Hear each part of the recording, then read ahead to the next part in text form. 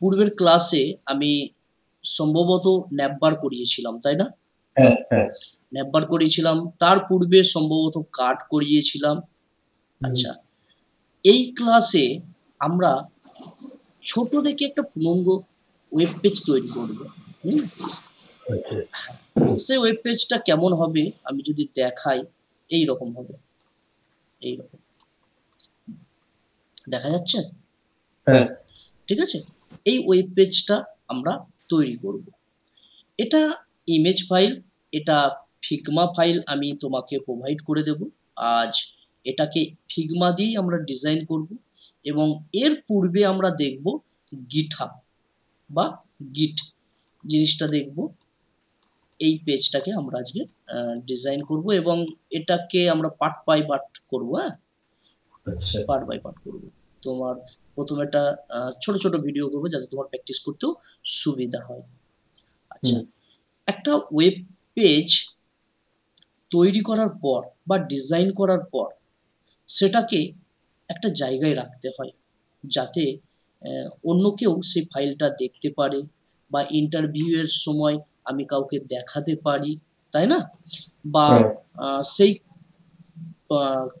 কোডটার বিভিন্ন ভার্সন যাতে আমি ডিস্ট্রিবিউট করতে পারি।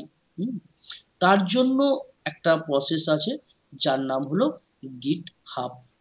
গিট হুম, হাবের নাম শুনেছো কখনো? হ্যাঁ, হ্যাঁ, হ্যাঁ, গিটহাব হ্যাঁ। অ্যাকাউন্ট করা আছে? না, নেই।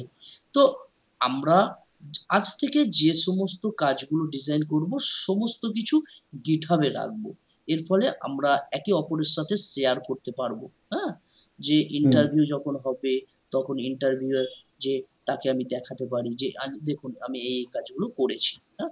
গিটহাবের আচ্ছা। আরো অনেক কাজ আছে। তো সহজ সরলভাবে আমি বললাম। আমরা গিটহাবকেও পুরো এক্সপার্ট লেভেল পর্যন্ত দেখবো।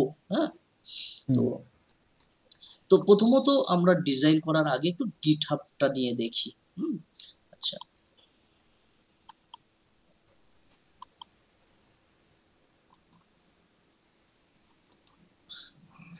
প্রথমে গুগলে লিখবে গিটহাব বলে লিখবে github.com। এখানে সাইন আপ আছে, তোমার তো সাইন ইন মানে অ্যাকাউন্ট করা নেই, তো তুমি সাইন আপে ক্লিক করবে। হুম, সাইন আপে ক্লিক করার পরে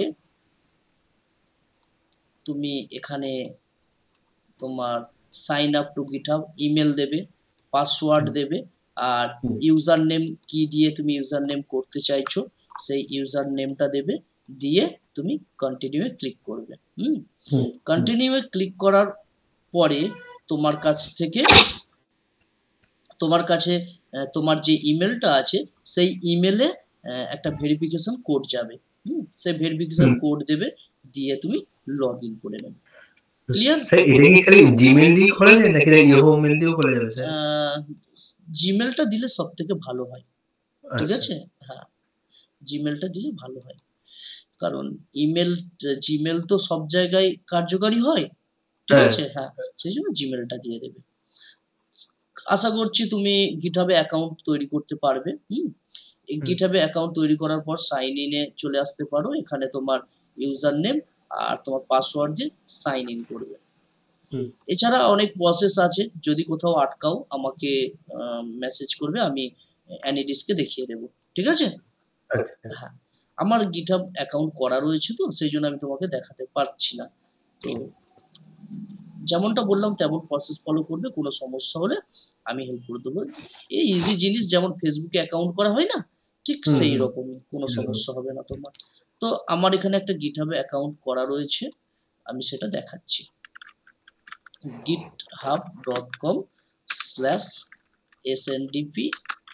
github.com/sndp এন্টার করলাম। হুম, তো আমার GitHub অ্যাকাউন্টটা ওপেন হচ্ছে। আর এই GitHub আ এটা তো GitHubটা তো অনলাইন বা ক্লাউড হ্যাঁ। বেস। হ্যাঁ? এই দেখো আমার GitHub অ্যাকাউন্ট ওপেন হয়ে গিয়েছে। হ্যাঁ? এখানে আমার প্রজেক্ট গুলোও শো করছে। আর রিপোজিটরিজ এ যদি আসো তাহলে আমরা আজকের যে ক্লাসে যেটা দেখব সেটা হচ্ছে টেক ভল্ট ইকম ওয়েব রিসোর্স এটাকে দেখব। হুম? আচ্ছা, এটাকে বা গিটহাবকে ম্যানেজ করার জন্য আমাদের লোকাল কম্পিউটারে গিট নামে সফটওয়্যারটা ইনস্টল থাকতে হবে, এটা কিন্তু মনে রাখতে হবে।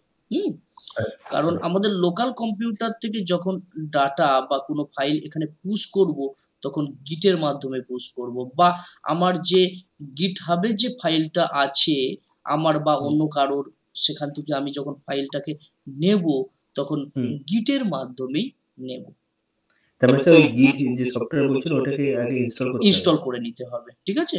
প্রথমে তো তুমি গিটহাবটাকে সাইন আপ করে নিলে, নেওয়ার পরে তুমি এইরকম দেখতে পাবে, এবং এখানে আমার অনেকগুলো রিপোজিটরি আছে বলে তুমি দেখতে পাচ্ছ, বাট তোমার কোনো রিপোজিটরি থাকবে না।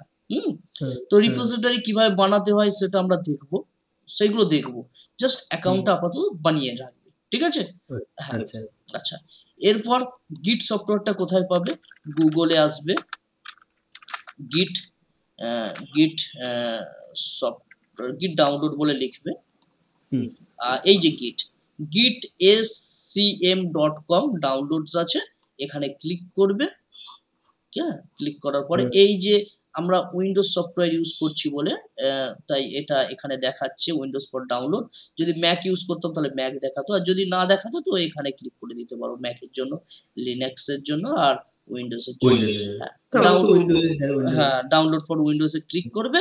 ক্লিক করার পর তোমার 32 বিট কি 64 বিট, যদি 64 হয় 64 বিটে ক্লিক করবে। হ্যাঁ, বেশি বড় সফটওয়্যার নয়, ক্লিক করবে। এই দেখো ডাউনলোড হয়ে যাচ্ছে, কত 65.9 MB। হ্যাঁ, ডাউনলোড হওয়ার পরে তুমি ইনস্টল করে নেবে। দেখো তুমি এই লাইনে এসেছো মানে আশা করছি তুমি সাইন আপ করা, ডাউনলোড করা, ইনস্টল করা এগুলো জানো, তাই না? ঠিক আছে, এগুলো তো কমন জিনিস, এগুলো ডাউনলোড করে ইনস্টল করে নেবে, আর কোনো সমস্যা হলে আমাকে বলবে।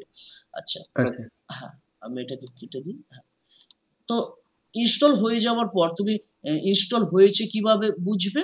বোঝার জন্য তুমি যেটা করবে সেটা হচ্ছে সিএমডি ওপেন করবে। হ্যাঁ, সিএমডি ওপেন করে লিখবে গিট, গিট একটা স্পেস দেবে, দিয়ে -v লিখবে, ভি।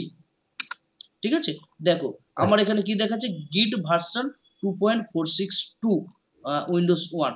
তোমার যদি ভার্সন, যদি নতুন লেটেস্ট কিছু ভার্সন আছে সেটা দেখাবে, তাহলে এটা দেখাচ্ছে মানে আমার কম্পিউটারে লোকালি গিট ইনস্টল হয়ে আছে, তাহলে আমি এবার কাজ করতে পারি, কোনো সমস্যা নেই, ঠিক আছে? আর এটা না দেখালে কাজ হয় না। তাহলে কি লিখলাম, গিট -v। হ্যাঁ, এর অনেক কোড আছে, গিট পুশ করা, ঠিক আছে, কমিট করা, সেগুলো আমরা দেখবো, সে নিয়ে এখন আলোচনা করছি না, ঠিক আছে? তাহলে আমরা গিটহাবটাকে সাইন আপ করে নিলাম ক্লাউড বেস, আর গিটটা আমরা আমাদের কম্পিউটারে ইনস্টল করে নিলাম, করে আমরা ভার্সনটাকেও চেক করে নিলাম, ঠিক আছে? এতটুকু কাজ হয়ে গিয়েছে। আচ্ছা, এখন যেটা আমরা করব, তুমি আমার রিপোজিটরি, আমার গিটহাব অ্যাকাউন্টে আসবে, ঠিক আছে? আমার গিটহাব অ্যাকাউন্টে আসবে। আমার গিটহাব অ্যাকাউন্টে আসতে গেলে কি করবে, এখানে github.com লিখবে, আর এখানে SNDP বাগ লিখবে, ঠিক আছে? এই লিঙ্ক, এই লিঙ্কটাকে আমি তোমাকে হোয়াটসঅ্যাপে দিয়েও দিচ্ছি, ঠিক আছে? হোয়াটসঅ্যাপে আমি দিয়ে দিচ্ছি, দিয়ে দিলাম, ঠিক আছে?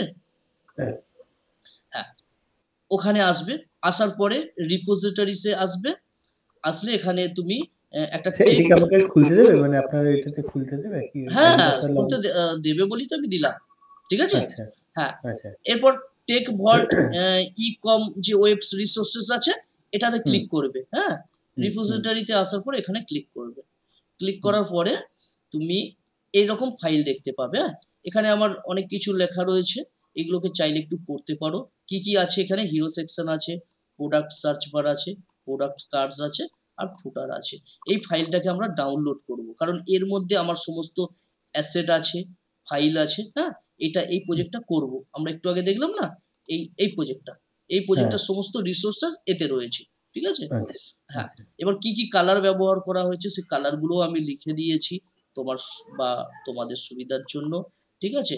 এরপরে কি করবে, নিচে এসে এই যে গিট ক্লোন আছে না, গিট ক্লোন, এইটাকে কপি করবে, ঠিক আছে?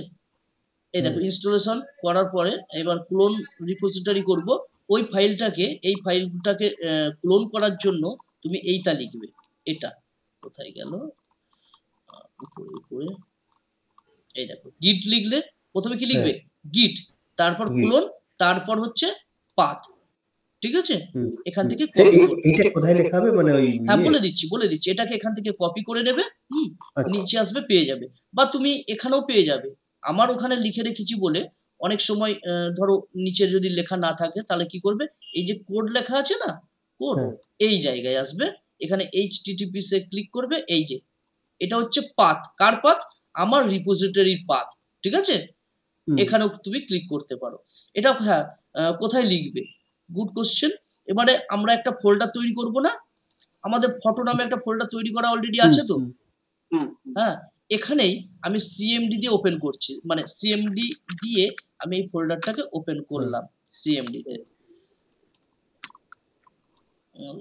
হ্যাঁ ওপেন করলাম, ওপেন করার পরে আমি কি লিখবো, গিট, তারপর CLONE কোলন, গিট কোলন, গিট কোলন লেখার পরে এই জায়গা থেকে এই জায়গায় ক্লিক করে এইটাকে নেব, নিয়ে আমি এখানে এখানে পেস্ট করে দেব, ঠিক আছে, তুমিও পেস্ট করে দেবে। তাহলে কি, গিট লিখলাম, কোলন লিখলাম, আর HTTPS এটা হচ্ছে পাথ আমার রিপোজিটরি, হ্যাঁ যেখানে ফাইলটা রয়েছে।